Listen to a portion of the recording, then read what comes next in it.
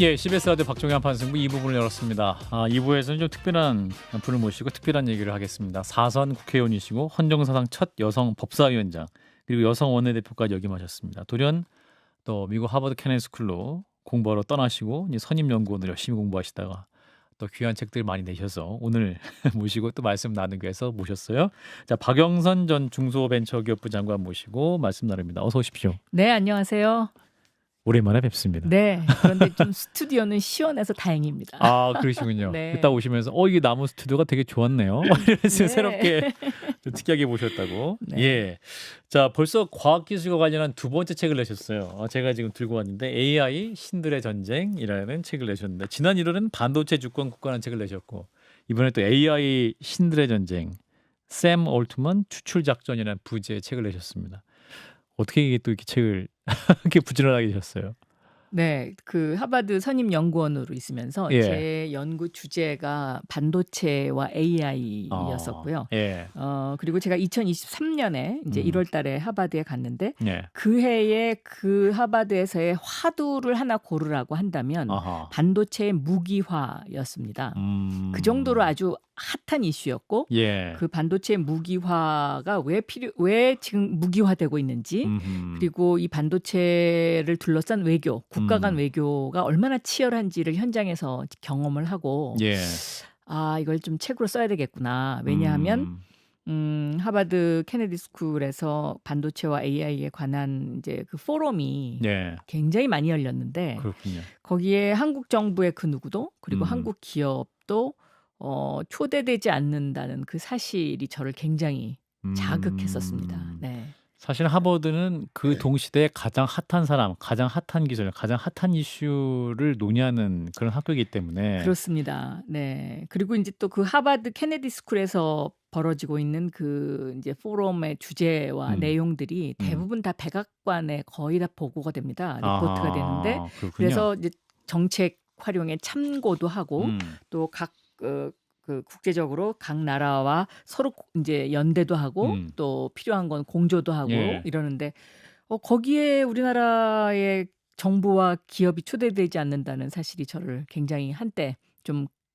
긴장시켰습니다. 그렇군요. 근데 네. 반도체 하면 그래도 우리나라가 그래도 삼성과 SK 하이닉스가 있기 때문에 네. 잘 나가지 않나라는 생각할 때는 초청이 안 되는군요. 우리는 당연히 그렇게 생각을 했죠. 예. 그런데 이제 미국에서 보는 한국의 시각은 예. 한국은 메모리 반도체를 잘 만드는 나라 여기에 국한되어 있고요. 그래요? 실질적으로 이제 이 메모리 반도체보다는 반도체 설계라든가 또 좀 더 부가가치가 높은 AI 반도체를 지금 어떻게 새로운 판을 짜서 서플라이 체인을 만들 것인가 이것이 이제 그 당시에 미국의 가장 큰 관심이었죠.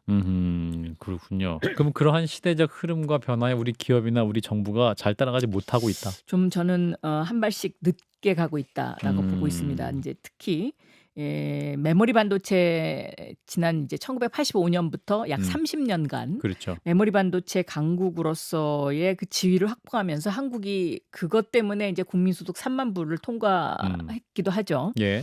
그런데 이제 반도체가 AI 반도체로 판이 바뀌는 이제 이런 상황이고 예. 특히 이제 코로나19를 겪으면서 그 메모리 반도체 시절에 미국이 주도하고 있는 그 서플라이 체인의 체인망을 예. AI 반도체로 이제 바꾸려고 하고 있는데 여기에 이제 한국과 미국이 그리는 그 지도에 한국과 대만이 빠져 있었습니다. 근데 이제 이거는 뭐를 의미하냐면 한국은 북한 리스크가 있고 대만은 중국 리스크가 있으니 한국과 대만은 지금까지 하던 일에서 더 이상 새로운 어떤 기회를 주는 것에 미국이 주저주저 하고 있었던 것이 아닌가. 그리고 이제 한국과 대만 대신에 일본과 싱가포르이 그 자리를 차지하고 있었고요. 그래서 저는 이것을 이제 뉴 에치슨 라인 반도체의 과거에 이제 우리가 6.25 전쟁 때, 한국 전쟁 때 이제 그 미국이 필리핀과 일본을 통해서 그 방어선을 걷지 않았습니까? 그렇죠? 그것처럼 이게 또 뉴 에치슨 라인이 만들어지는 것 아닌가 하는 이제 그런 우려가 있었습니다. 그러니까 어떤 기술 안보적인 측면에 있어서 새로운 미국의 지도하에 우리가 또 그 지도에 소외되는 것이 아니냐 뭐 이런 말씀이신 것 같은데. 그렇습니다. 네. 사실은 우리나라가 되게 잘했고 선두 1등 국가이기도 했었는데 반도체에서. 그럼 왜 메모리 부분에 메모리 있어서. 부분에서 네. 그러면 왜 어떤 전략적인 선택을 잘못했던 것이다, 우리 기업들이? 그렇다기보다는요. 예. 어떤 그 전체 세계 시장의 반도체 흐름을 읽는 거기에 좀 한국 정부와 기업들이 정보가 조금 어둡지 않았나 이렇게 생각하고요. 예. 너무 메모리 반도체에 취해 있었던 것 아닌가. 이제 그 예를 들면 반도체를 크게 나누면 1기, 그러니까 이제 1960년대죠. 예. 미국이 트랜지스터를 개발하고 그다음에 반도체 직접 회로를 만들던 그 시기에 최강자가 IBM이지 않았습니까? 그렇죠. 그런데 그 당시 IBM은 그 커다란 슈퍼컴에 너무 취해 있었고요. 이것이 PC 시대가 올 것이라고 예측을 그렇게 빠르게 못했죠. 그걸 예. 그리고 다시 PC 시대가 왔을 때는 인텔이 이것을 주도했었어요. 네. 그런데 인텔의 PC 시대에서 스마트폰 시대로 넘어가면서 애플이 주도를 하지 않았습니까? 그렇습니다. 이렇게 시대별로 이제 그 주도하는 회사가 바뀌는데 예. 이때에 그러면 왜 그 미래를 못 보느냐?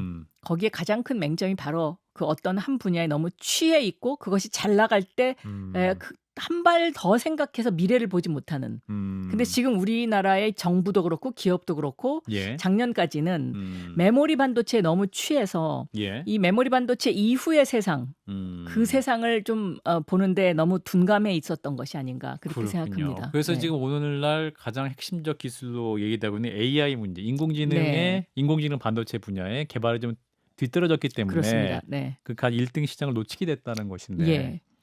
그런데 이제 일각에서는 그 AI가 거품이다, 네. 오늘 또 주장하기도 합니다. 저는 AI가 거품이다라는 주장에도 일각견이 있다고 생각합니다. 예. 예를 들면 2000년대 초반에 닷컴 버블이 있지 않았습니까? 그렇죠. 지금 어떻게 보면 그런 의미에서 오늘 증시가 상당히 많이 빠졌을 거라고 저는 보고 있는데요. 예.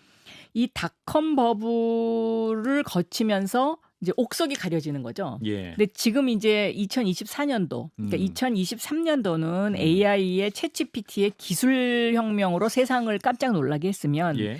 2024년도부터는 이 내 손 안에 AI를 어떻게 쥐어질 것인가, 소비자한테. 예. 그러니까 스마트폰은 내 손 안에 컴퓨터를 쥐어진 건데요. 네. 이 내 손 안에 AI를 어떻게 쥐어질 것인가에 대한 산업 전쟁이 시작이 됐는데 이 산업 전쟁이 시작이 되면서 지금 AI에 관한 버블이 이제 꺼지는 그 시작이고 여기서 옥석이 가려질 것이다. 이렇게 저는 생각하고 있습니다. 네. 그렇군요. 그러면 이 옥석 가려진 순간에 정신 바짝 차려야 되는 거 아니에요? 그럼요. 그럼 우리 정부가 여기서 어떻게 정신 바짝 차리면 좋을까요? 크게 지금 AI와 관련해서는 우리가 두 가지 문제가 있습니다. 예. 이제 하나는 챗 GPT와 같은 AI를 돌릴 수 있는 슈퍼컴이 없다는 거고요. 예. 그러니까 이제 파운데이션 모델이 없는 거죠. 그러니까 이 파운데이션 모델이 없는 이 문제는 하루아침에 해결될 수 있는 것이 아니기 때문에 예. 이 부분에 있어서는 일단 논외로 쳐야 될 것 같습니다. 예. 두 번째는 AI 칩의 핵심인 설계. 그러니까 소프트웨어 부분이 우리가 약하다는 겁니다. 예. 항상 우리가 하드웨어는 잘해왔는데 소프트웨어 부분이 항상 한국이 그렇죠. 좀 약했죠. 예. 근데 이 소프트웨어 부분을 어떻게 강화시킬 것인가 여기에 이제 정부의 정책과 전략이 저는 집중돼야 된다고 보고요. 예. 특히 이제 그 미국이 그 AI와 반도체와 관련된 그 회사들과 공장을 미국 땅에 짓게 만들고 있지 않습니까? 예. 그러면 우리도 그 미국으로만 갈 것이 아니라 예. 한국에도 다른 외국 기업을 오게 하거나 아니면 우리나라의 기업들이 떠나지 않도록 하는 환경 조성을 해줘야 되는데 과연 그러면 우리가 그런 어떤 외국 기업이 한국을 찾을 만큼 환경 조성이 돼 있느냐 이제 이 문제를 짚어볼 필요가 있는데 예. 현재는 환경 조성이 안 돼 있습니다. 왜냐하면 반도체와 AI에 있어서 가장 중요한 것이 첫 번째가 기술력이고요. 예. 두 번째가 전력입니다.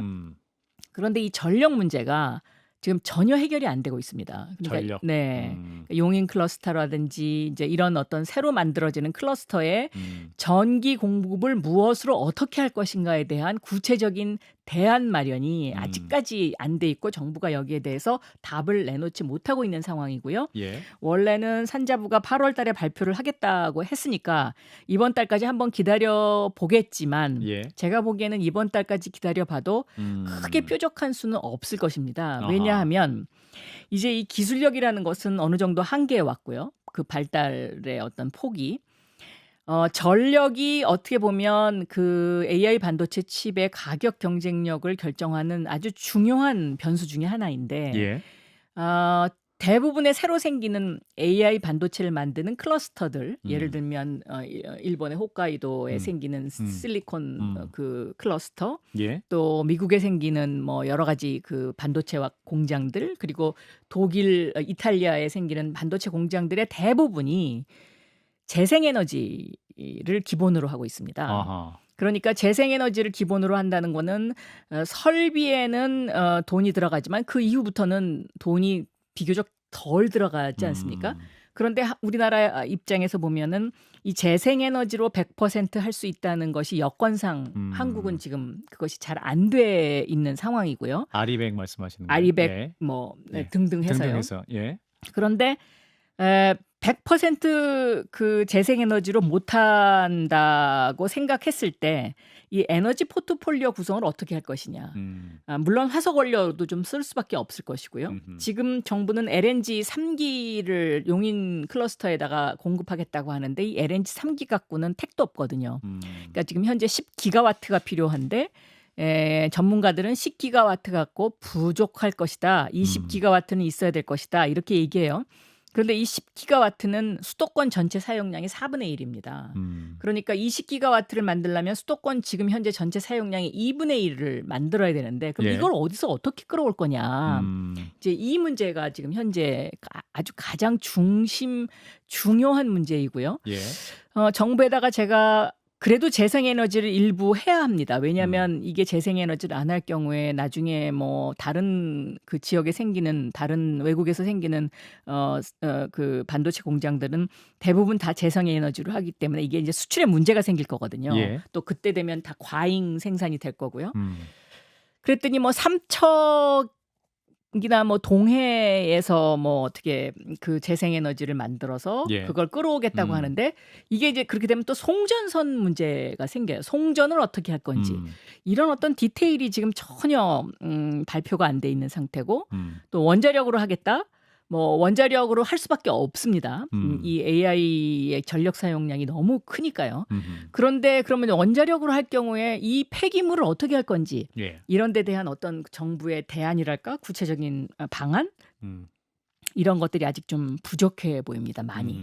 네. 지금 여야가 싸울 게 아니라 그런 거 좀 머리 맞대고 얘기해야겠네요. 그렇습니다. 지금 예. 굉장히 시급합니다. 어떻게 보면 시간도 없고요. 예. 또 대안 마련도 쉽지가 않은 그런 상황이죠. 예. 네.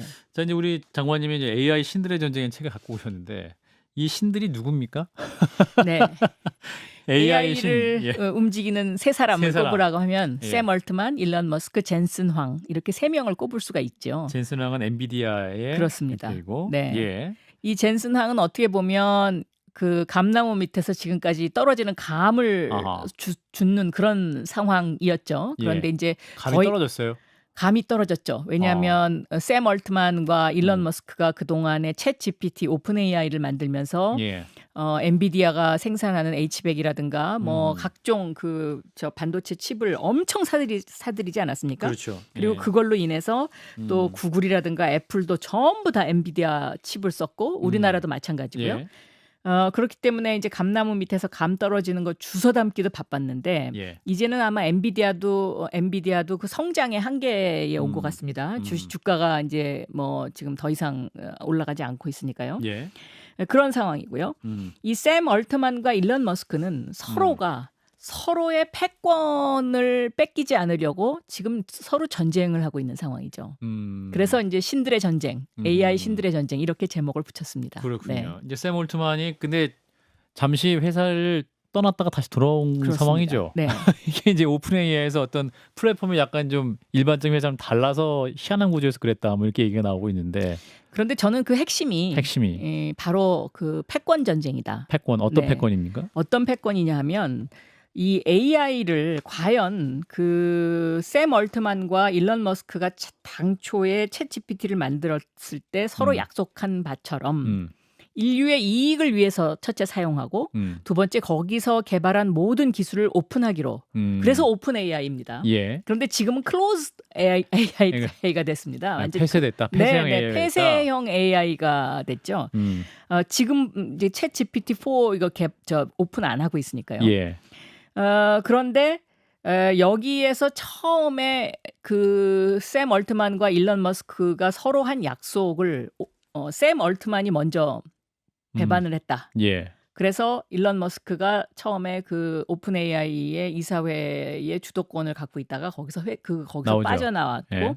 그리고 나서 이 일론 머스크가 이 오픈 AI를 바라보면서 더 이상 샘 얼트만을 저렇게 그냥 놔둬서는 안 되겠구나.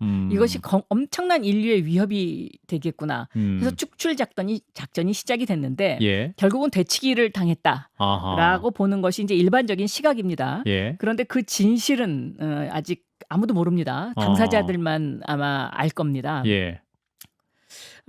그런 상황인데 제가 보기에는요. 일론 머스크도 그럼 과연 정말 순수한 마음으로 인류의 이익을 위해서 기술을 전부 오픈하기 위해서 이 축출 작전의 어떤 배후였느냐? 저는 반드시 그렇다고 보지 않습니다. 왜냐하면 이 스마트폰이 AI를 컴퓨터를 내 손 안에 쥐게 한 것처럼요. 예. 테슬라의 그 전기차 자율주행차가 자동차에 컴퓨터를 장착함으로써 내 발에 컴퓨터를 달고 다니는 거거든요. 그러면 여기서 테슬라가 한 단계 더 업그레이드하기 위해서는 자율주행을 세계 최고로 잘할 수 있어야 되는데 이 자율주행을 잘하기 위해서는 바로 AI가 필요한 것이고 일론 머스크 입장에서는 오픈 AI의 챗 GPT-3와 4 기술이 필요한 거죠. 예. 이제 그거를 오픈시켜야 일론 머스크가 그 테슬라의 자동차가 패권을 계속 쥐면서 기술을 좀 더 앞서갈 수 있다고 판단한 것이 아닌가. 저는 그렇게 보고 있습니다. 예. 그래서 네. 그러한 싸움 속에서 어떠한 샘 올트만의 축출 작전도 있었고 그 안에서 이해를 해야 된다. 네. 이런 말씀이신 것 같네요. 자, 그러면 이제 그 신들 중에 우리 기업이 없어서 좀 아쉽긴 한데 네. 우리 기업은 지금 그러면 이 안에 어떻게 들어갈 수 있을까요? 그런 시각으로 보면 사실은 한국이 좀 위기입니다. 예. 왜냐하면 TSMC의 모리스 창 여기에 대적할 만한 한국 기업가? 그러면 그동안에 삼성전자의 이병철 회장 혹은 이건희 회장 이렇게 꼽을 수 있었어요. 예. 또 구글에 대적할 우리나라 기업? 그러면 네이버? 이렇게 꼽을 수가 있었거든요. 그런데 지금 과연 샘 엔비디아? 얼트만과 엔비디아의 젠슨 황, 일론 머스크에 대적할 만한 기업 혹은 기업인이 있느냐 이런 질문을 하면은요 예. 한국에 없습니다.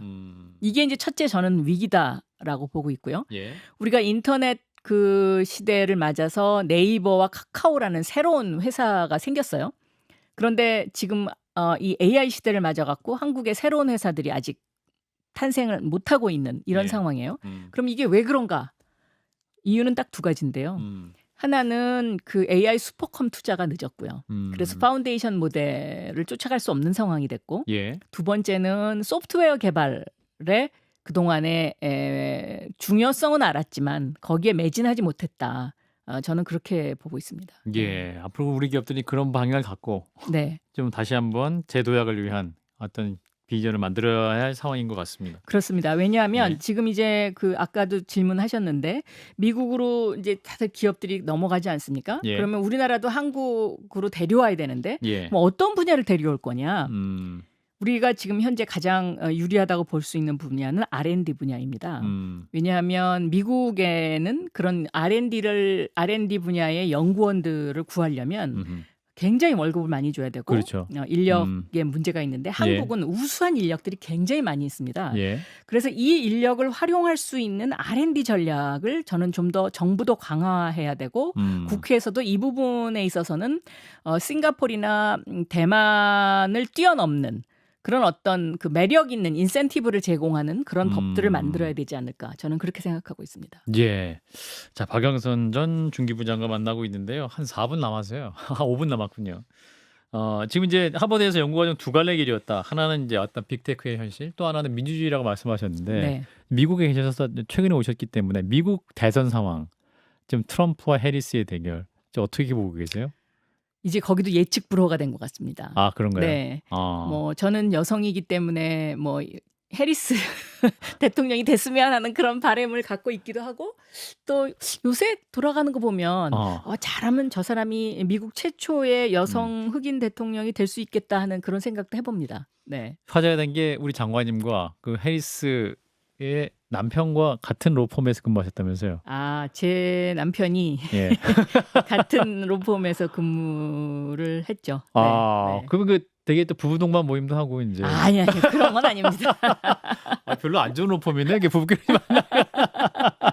그러면 함께 일도 하셨던 거네. 그러면 네, 남편 두 분께서는. 네. 그러면 컨택 포인트가 있겠네요. 글쎄 그거는 모르겠습니다. 제가 남편한테 아직 안 물어봤습니다. 물어보셨는데 공개 덜 하시려고 하신 거 아닙니까? 예. 그래도 미국 대선이 뭐랄까요, 또 총격 사건도 있었기 때문에 네. 양극단으로 가는 그런 좀 상황이고, 어떤 미국 민주주의도 어떤 세계의 모범적인 사례였음에도 불구하고 이제 점점 그 모범과 거리가 멀어지는 것이 아니냐. 조금 그 정치 상황 자체가 전 세계적으로 지금 너무 양극화돼 있고, 특히 이제 한국이 그 가운데서 아주 상황이 나쁜 대표적인 나라 중에 하나인데, 미국도 그거에 못지않게끔 특히 트럼프 등장 이후에 그런 현상이 저는 많이 있다라고 생각하고 있습니다. 그런데 저는 이것이 그냥 단순한 현상이라기보다는 어떻게 보면 기술의 발달이 가져온 사회의 양극화가 낳은 좀 더 심층 분석을 해야 하는 그런 현상으로 저는 이해를 하고 있습니다. 예를 들면요. 제가 두 도시 이야기라는 것을 그 페이북에 올린 적이 있는데요. 양극단, 그러니까 서로, 그러니까 그 당시에가 시대적 배경이 1차 산업혁명 이후 직후입니다. 그러니까 인간이 바퀴를 발명을 해서 이 바퀴가 마차를 만들었죠. 그래서 그 당시에는 마차를 갖고 있는 사람과 그렇지 못한 사람으로 양극화됐는데, 이 마차를 갖고 있었던 소위 말하면 기득권층이 이 마차를 갖지 못한 아주 서민과 천민 계층을 아주 무시하는, 그러니까 예를 들어서 마차가 오면은 아이들이 막 동네 아이들이 뛰어나갈 거 아닙니까? 야, 저기 마차가 온다. 근데 그 마차 마부가 마차를 세우지 않고 그냥 지나갑니다. 그래서 아이들이 그 마차 바퀴에 깔려 죽어요. 그러면 깔려 죽으면 당연히 그 차에서 내려서 이 아이들을 위로하고 부모를 위로하는 게 당연한 일인데, 그 책을 보면 귀족들이 그냥 애들을 왜 저런 식으로 관리해? 이렇게 하고 지나가 버리고, 아이가 죽은 부모들은 그냥 울기만 하는 거죠. 아무 말도 못하고. 근데 이런 이제 불만이 쌓여서 결국은 프랑스 시민혁명이 일어난 것으로 이제 그 책은 그렇게 묘사를 하고 있습니다. 그런 것처럼 지금 어떻게 보면 우리 사회는 4차 산업혁명에서 이제 5차 산업혁명으로 넘어가는데요. 앞으로 AI를 쓸 수 있는 사람과 그렇지 못한 사람. AI 디바이드. 네. 그리고 AI를 활용하는 사람과 그렇지 못한 사람, AI를 활용하는 기업과 그렇지 못한 사람이 이게 엄청난 시간적 차이가 날 것이고, 이게 엄청난 양극화를 가져올 것이거든요. 그렇기 때문에 여기에 대한 대비책, 이런 것들도 저는 정부가 준비해야 되는 것이 아닌가 이렇게 보고 있고요. 이것이 이제 어떤 사회의 불안 요인으로 저는 앞으로 이걸 대비하지 않으면 이것도 상당히 작용할 것이다 이렇게 생각을 하고 있습니다. 예, 어떻게 보면 이제 어떻게 극단적 소수가 다수를 지배하는가. 스티븐 레비츠키의 책을 보면 또 이게 기성 정치권들이 극단주의 세력을 은밀히 묵인하거나 지원하거나 이런 것들이 또 문제가 된다고 하는 그런 통찰이 있는데, 지금의 예를 들면 그 민주당이나 국민의힘의 그 팬덤 정치, 이거가 제가 보기에는 이거를 빨리 해소하지 못하면은요, 우리 사회도 그 팬덤에 의해서 결국은 양극단으로 다 몰려가면서 그 끝이 저는 굉장히 비극적으로 끝나지 않을까, 이런 우려가 상당히 생기고 있습니다. 네. 그렇군요. 그 비극적인 끝이 뭘까요? 20초. 결국은 서민들이 그리고 중도층들이 더 이상 못 참고 폭발하는 거겠죠. 네. 이제 지금은 다 중도층들이 침묵으로 그냥 일관하고 있고 정치를 애써 외면하고 있지 않습니까? 그런데 이제 이런 시기가 어느 정도 지나고 나면 못 참는 한계에 오는 그날이 오지 않을까. 그래서 거기에 대해서 정치권이 저는 지금 빨리 대비해야 된다 이렇게 생각하고 있습니다. 민주주의 얘기만 따로 모시고 말씀 나눠야 될 것 같습니다. 네. 자, 일단 오늘 AI 신들의 전쟁 새 책을 들고 나오신 박영선 전 중소벤처기업부 장관과 말씀 나눴습니다. 고맙습니다. 감사합니다.